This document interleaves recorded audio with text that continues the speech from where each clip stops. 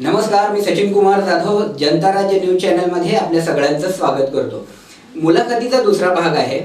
माझ्याकडे त्याची जबाबदारी आता सोपवण्यात आलेली आहे आणि आपल्यासोबत आपल्या चॅनलमध्ये आलेले आहेत डॉक्टर अडके सर यांची ओळख खरं तर करून नाही द्यायला पाहिजे, कारण ओळख करून देण्यासारखं ते आता व्यक्तिमत्वच नाही राहिलेलं आहे। कारण चिमणी प्रकरण जे होतं सोलापूर शहरातील आणि जे विमान सेवा जी होती, ज्याला अडसर होता, त्याचा त्यांनी बरोबर मार्ग काढलेला आहे। मुळात त्यांनी जसा मार्ग काढला, पण त्याच्या मागे एक राजकीय ताकद हवी होती। ते आम्ही मीडियाने बघितलेलं आहे, सोलापूर जनतेने बघितलेलं आहे। या राज्याचे उपमुख्यमंत्री देवेंद्र फडणवीस यांनी ते मनावर घेतलं आणि त्या ठिकाणी त्यांनी कामगिरी केली। परंतु त्यांना कामगिरी करण्या इतपत भाग पाडण्याचं जे काम केलेलं आहे ते डॉक्टर अडके सरांनी केलेलं आहे। बहुधा अडके सर पण खूप व्यापात असतात, त्यांनी विसरले असतील।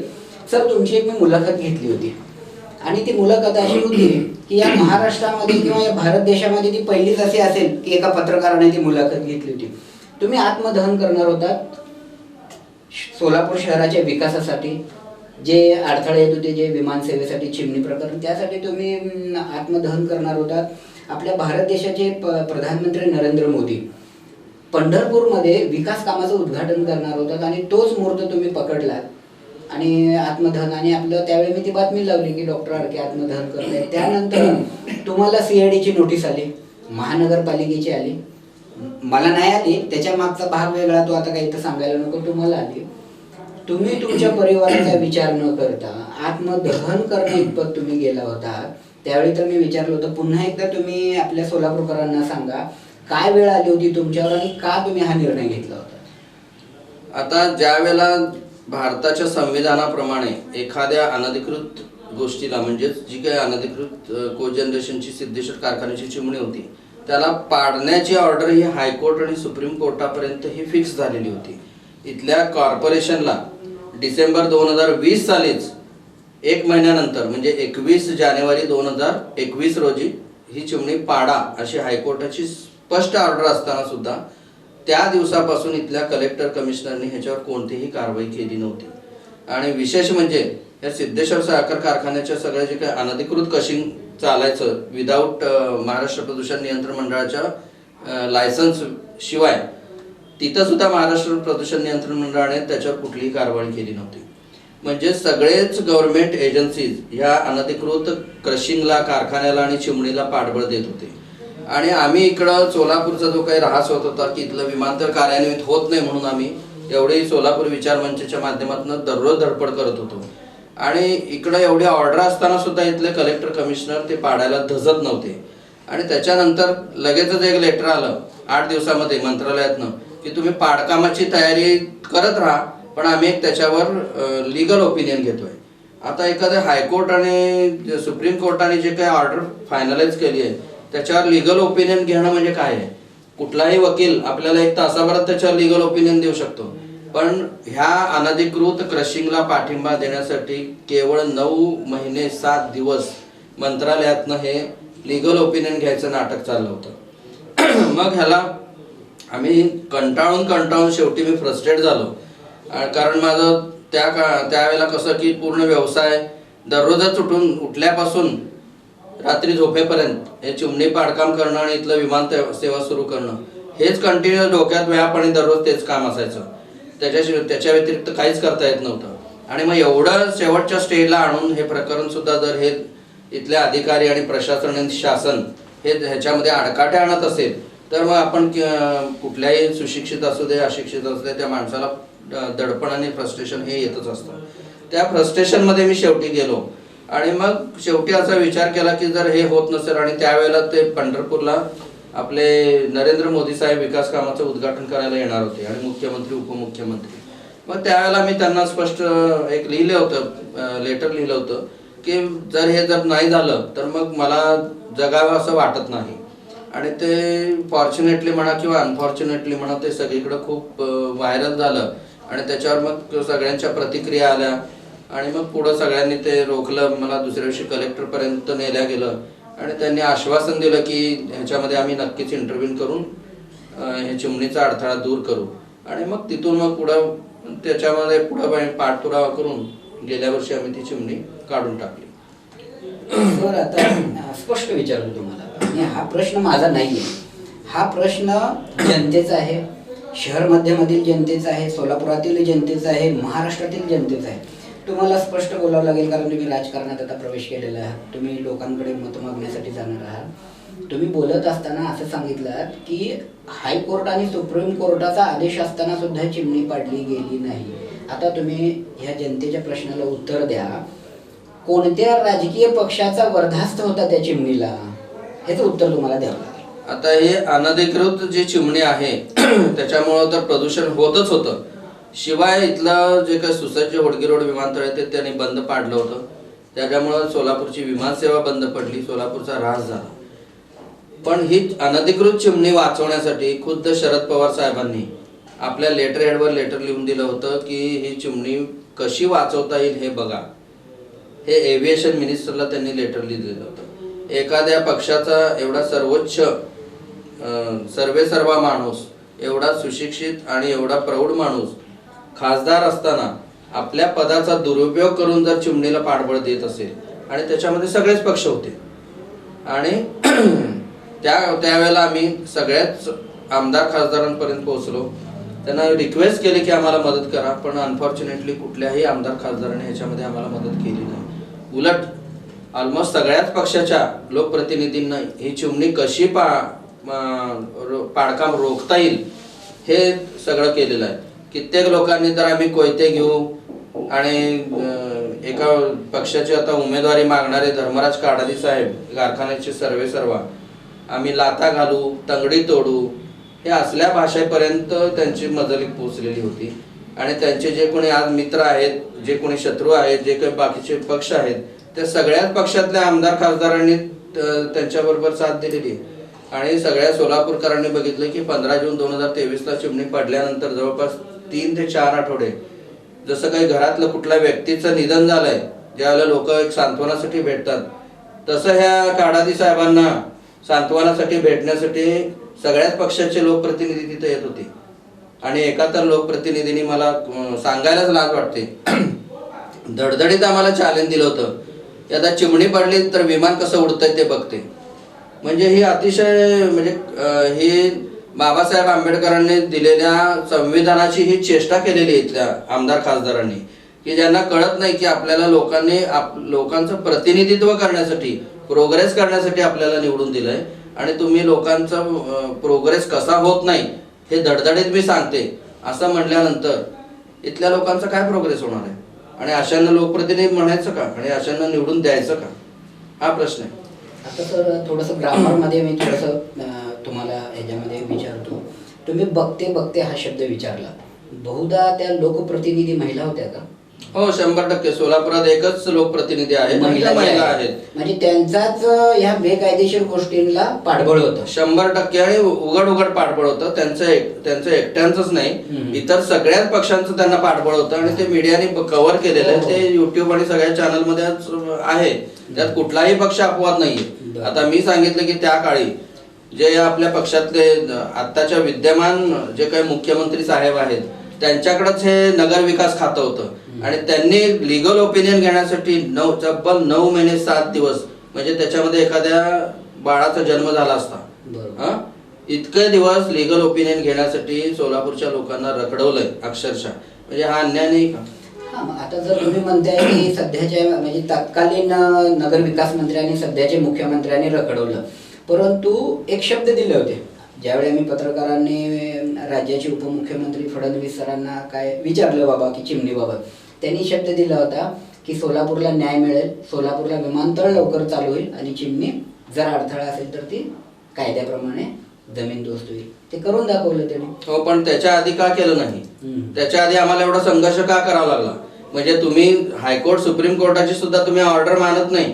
21 जानेवारी 2021 रोजी ही चिमणी पाडा अशी हायकोर्टाची स्पष्ट ऑर्डर असताना तुम्ही ती पाडत नाही. म्हणजे तुम्ही संविधानाचा आणि कोर्टाचा किती मान राखता, आणि तुम्ही कुठल्याही पदावर असा, आणि मग नंतर शेवटी आता तुम्ही ज्यांचं नाव घेतलंय ते कुठल्याही पक्षाचे असे नाही, आणि कुठलंही पद असू दे, तुम्हाला तिथं लोकांनी निवडून दिलेलं आहे काम करण्यासाठी, एखादा प्रोग्रेस रोखण्यासाठी तुम्हाला निवडून दिलेलं नाहीये. बरोबर.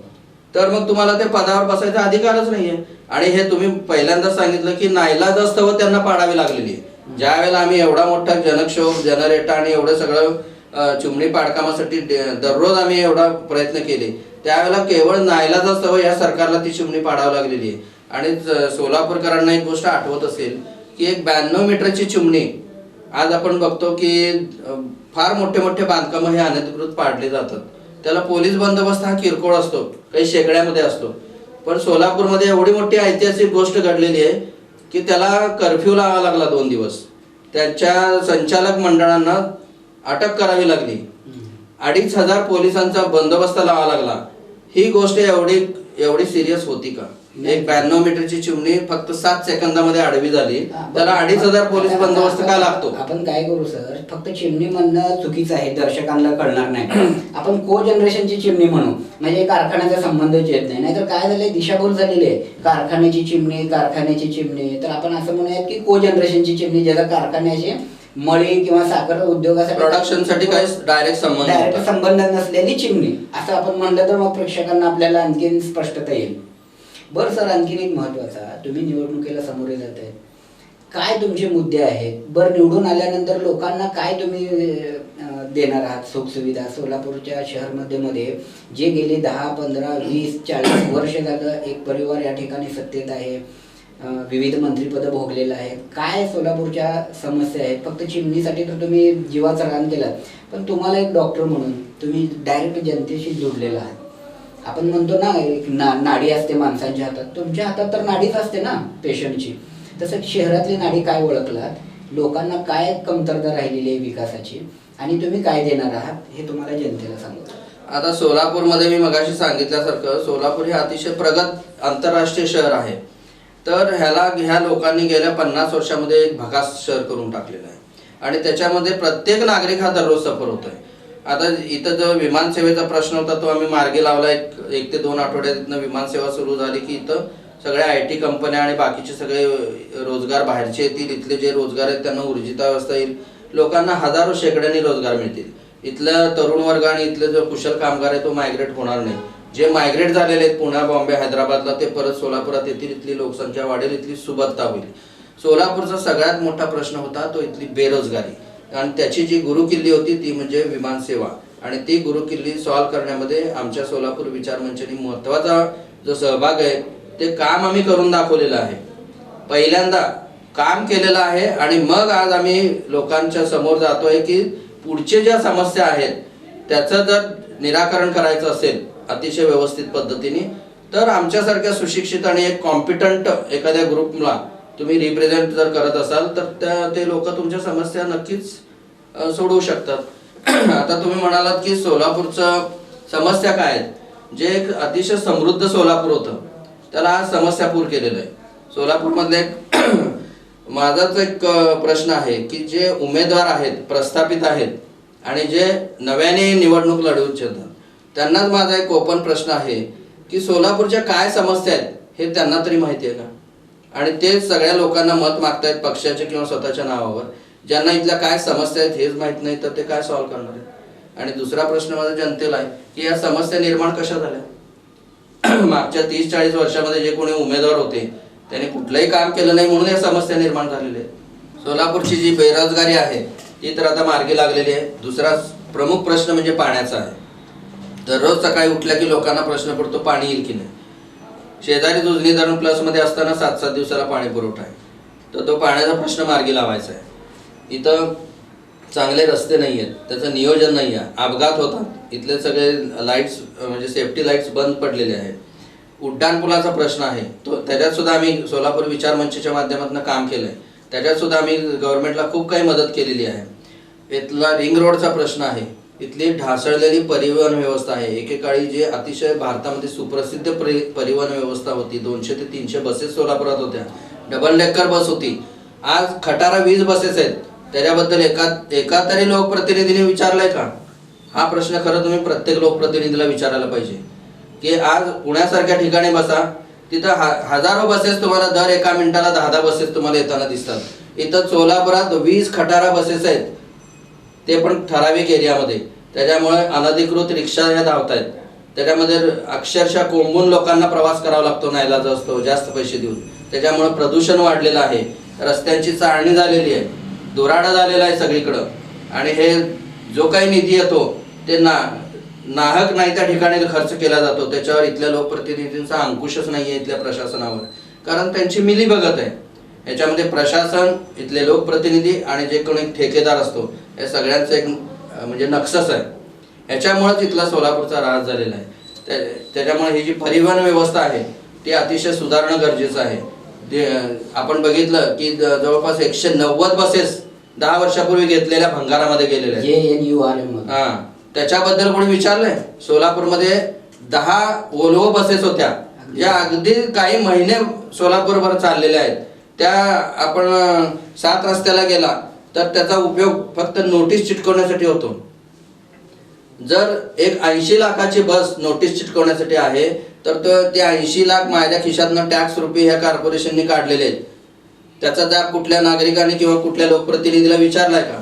आणि मला परिवहन व्यवस्था नकोय का? आज अतिशय प्रगत देशात जा तुम्ही, तिथं कोणी कार बीर वापरत नाही, तिथं सगळे जण आपले मेट्रो किंवा आपल्या बसेस वापरतात. ही गोष्ट सोलापुरात का नाही, जी एकेकाळी होती 30, 40, 50 वर्षापूर्वी? मग ही भकास परिस्थिती कोणी आणली? इथल्या लोकप्रतिनिधीने आणली. एक सामान्य माझ्यासारखा माणूस हे सगळे प्रश्न आणि जाब विचारू शकतो, तर ही गोष्ट विचारण्यासाठीच लोकप्रतिनिधी असतात. आणि ह्या गोष्टींचा ह्यांनी कधी विचार सुद्धा केला नाही, कारण त्यांची कुवतच नाही आहे. कुणाचं शिक्षण नाही आहे. फक्त मी लोकप्रतिनिधी होतो आणि गादीवर बसतो 5 वर्ष आणि मजा करतो आणि पैसे कमवतो आणि माझ्या घराचा आणि पुढच्या पिढीचा उद्धार करतो, ह्याला लोकप्रतिनिधी म्हणत नाहीत. आज लोक शहाणे झालेले. त्याच्या पुढची समस्या म्हणजे सोलापूरमध्ये बाकीचं जे काही करप्शन आहे. सोलापूरला स्मार्ट सिटी सारखा प्रोजेक्ट मिळाला, त्याच्यामध्ये करप्शन झालं, त्याच्यावर कोणी विचारलं नाही. नुसतेच लोकप्रतिनिधी म्हणतात करप्शन झालं. अरे पण तुला अधिकार दिलेत, तू केसेस फाईल कर, तू जाऊन विचार. त्या सगळ्या करप्शनच्या सगळ्या पूर्ण जे काय स्मार्ट सिटीच्या सगळ्या प्रोजेक्ट मधला जो भ्रष्टाचार झालेला आहे तो मी ब्लॅक अँड व्हाईट मध्ये लिहून काढलेला आहे, पेपरमध्ये प्रसिद्ध केलेला आहे, सगळ्या जनतेला कळवलेलं आहे की याच्यामध्ये किती मोठ्या प्रमाणात भ्रष्टाचार झालाय. ते सगळे प्रोजेक्ट खराब झालेले आहेत, कोट्यावधी रुपये पाण्यात गेलेले आहेत. मग ह्या लोकांनी काय फक्त हे सगळ्या खटारा बसेस बघायला किंवा सगळे डबगायला आलेले प्रोजेक्ट बघायला, बेरोजगारी असले खड्डेपूर किंवा असल्या समस्यापूरमध्ये राहण्यासाठी आपण जन्म घेतलाय का? आपण इथे जन्म घेतलाय. प्रत्येक माणसाने त्याला अभिमान पाहिजे. तर आपल्या सोलापूरचा जो विकास करायचा आहे तो इथली जनताच करू शकते.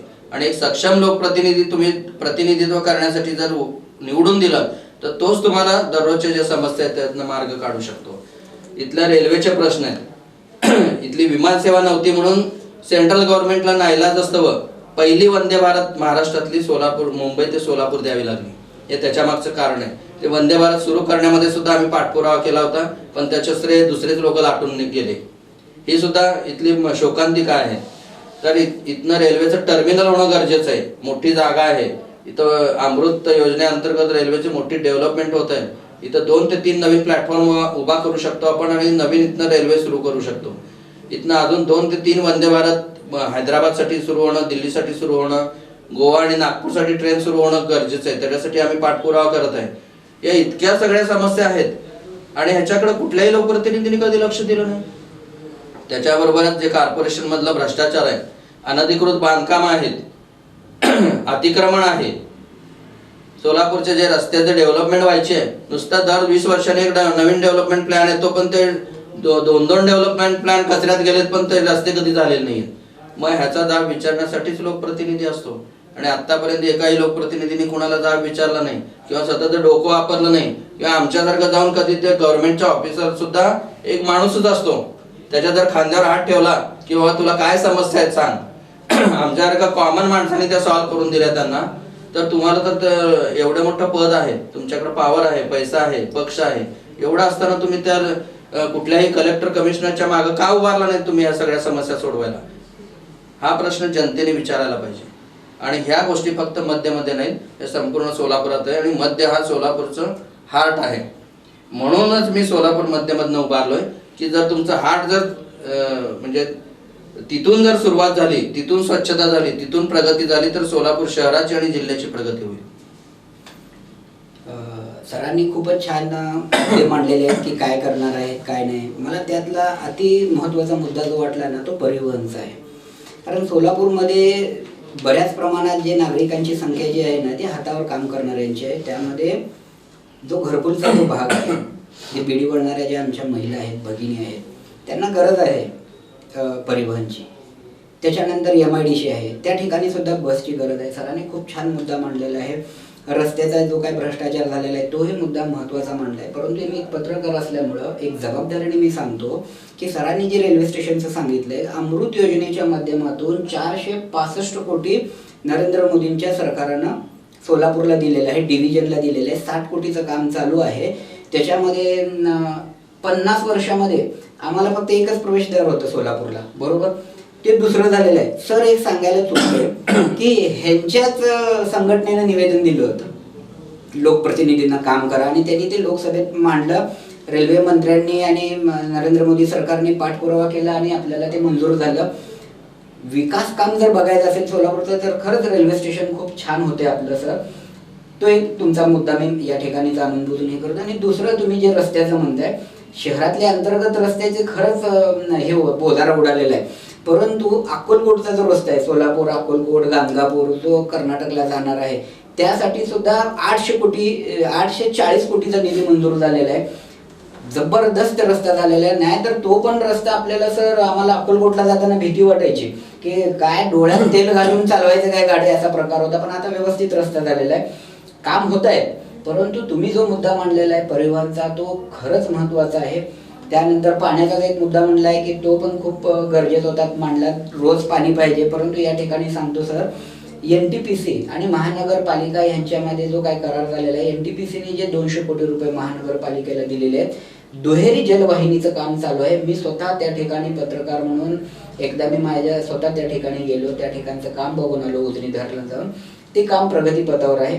त्याच्यामुळे आपल्याला भविष्यात पाणी येईल, भविष्यात म्हणतोय. आता काम चालू आहे, साधारणतः 30% काम झालेलं आहे, काम होत आहे. परंतु आजची जी परिस्थिती आहे जी तुम्ही मांडलेली आहे की पाणी नाहीये, 7 दिवसाला पाणी आहे, पण मी भविष्यातलं सांगतोय की काम सुरू झालेलं आहे. टेंडर वर्क ऑर्डर निघालेलं आहे, काम सुरू आहे, हे एक मी तुम्हाला सांगतोय. तर सर मध्ये थांबलेले आहेत. सर नावाजलेले डॉक्टर आहेत, तज्ज्ञ आहेत. बरंचसं काम सरांचं जसं शहरामध्ये बघतो, शहराच्या बाहेरही आहेत आणि आंतरराष्ट्रीय ख्यातीचे ते डॉक्टर आहेत, अस्थिरोग तज्ज्ञ आहेत. त्याच्यामुळे सरांना प्रत्येकजण ओळखतं. आपल्या चॅनलच्या वतीनं सरांना आपण शुभेच्छा देतो. सर, तुम्हाला जे तुम्ही आता जनतेमध्ये जात आहे, शहरमध्ये मतं मागण्यासाठी निवडणुकीला उभं राहिलेलं आहे, तुम्हाला आमच्या चॅनलच्या वतीने आम्ही शुभेच्छा देतो. धन्यवाद. आज आपण जनतेचा आवाज, जनता राज्य न्यूज चॅनल या माध्यमातून ज्या काही जनतेच्या खऱ्या समस्या आहेत आणि त्या समस्या कोण सॉल्व्ह करू शकतो आणि त्यांना न्याय कसा देऊ शकतो, हे माझं मनोगत आमच्या सोलापूर विचारमंचतर्फे सादर करण्यासाठी आपण मला इथं बोलवलं, त्याबद्दल धन्यवाद. आणि मी सोलापूरच्या तमाम जनतेला एकच कळकळीची विनंती करतो की येत्या 20 तारखेला 100% मतदानासाठी जा. आपले जे कोणी आप्त किंवा जे ओळखीचे लोक बाहेरगावी गेले त्यांना आजच इथं बोलवून घ्या. बाकीच्या लोकांना प्रेरित करा की मतदान करा. आणि माझ्यासारख्या सुशिक्षित आणि ज्या माणसाची इमेज क्लीन आहे आणि ज्यांनी काही काम करून दाखवलेलं आहे, अशा माणसाच्या हातात सोलापूर मध्य आणि इतर आपल्या प्रभागात जे कोणी अतिशय कॉम्पिटंट व्यक्तिमत्व असेल त्याला निवडून द्या. त्याच्या मागं पक्ष किंवा कुठल्याही बाकीच्या गोष्टी अडसर आणू नका. तुमच्या पुढचा 5 वर्षाचं भवितव्य, आज 50 वर्ष या लोकांनी सोलापूरला मागं नेलेलं आहे. आता पुढच्या 5 वर्षात जर तुम्ही एखाद्या चांगल्या माणसाला निवडून दिलं तर मागच्या 50 वर्षात जी काही अधोगती झाली आहे ती नक्कीच मी तुमच्या माध्यमातून सगळ्यांना आश्वासित करतो की 5 वर्षामध्ये सोलापूर हे पुण्याच्या तोडीचं एक शहर नक्कीच होईल. धन्यवाद.